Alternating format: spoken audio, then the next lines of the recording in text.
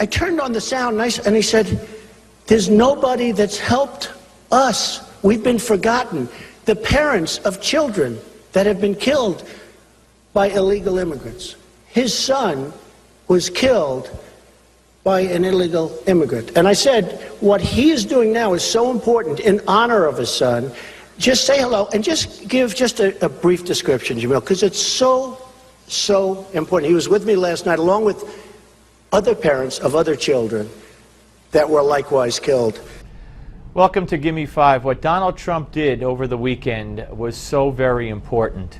And it didn't get enough publicity because if it were some other kind of issue, if this was someone who had lost their health care, they'd be on every morning show.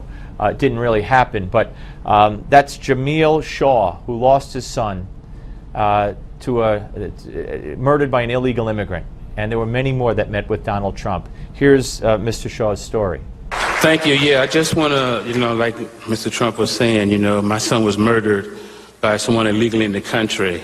They were brought here when they were 4 years old, and then they were allowed to grow up like a wild animal, pretty much. My son was walking home from the mall one day, like everybody's kids do, go to the mall, on Sunday afternoon. We went to a football clinic in Pasadena on the way home. He asked, could he go? I said, yeah, I let him go. I told him, be home by 7. Around 7 o'clock, I called him. He said, I said, where are you? He said, be home soon, Dad. We caught the wrong bus, be there in about another hour. I said, I'll give you a call.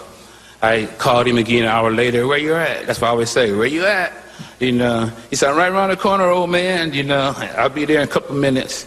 And then I heard 2 gunshots. And that was it. And he goes on.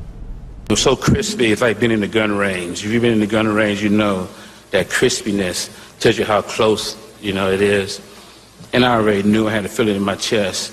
And I went outside to see, and it was laying in the street dead, and found out that the guy who did it was released from the county jail, just like in San Francisco, on his 3rd gun charge. Now, you have somebody illegally in the country with 3 gun charges already. He's in jail now for battery on a peace officer, resisting assault with a deadly weapon.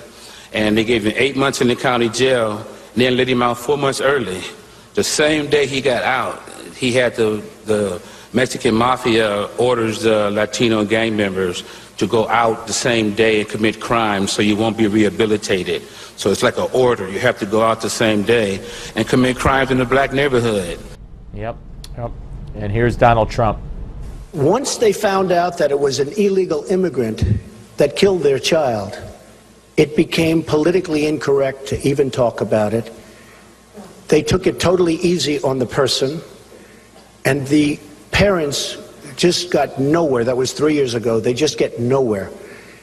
Whereas when they thought it was somebody that was legally in the country, everybody was fighting like hell to give due justice. And I went around the table and I said, is this true? And they said, it's true in every case.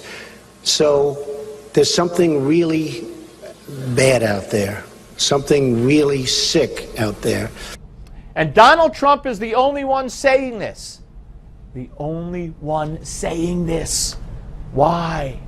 Here's more. I've been branded all sorts of things. What I said is Mexico is sending. Well, Mexico is sending. They're sending people that they... And you know what they figured? Why should we keep these people in jail?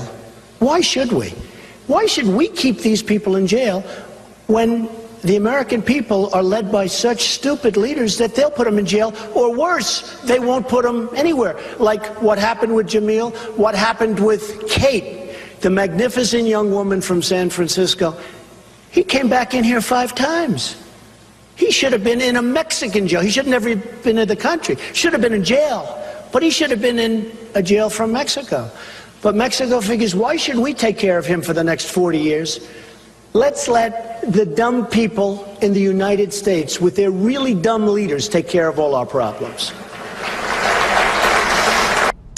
I'm sorry. That resonates because to a great extent it is true. And you're gonna find another Republican talking like this? I don't think so. We're coming back. Don't go away.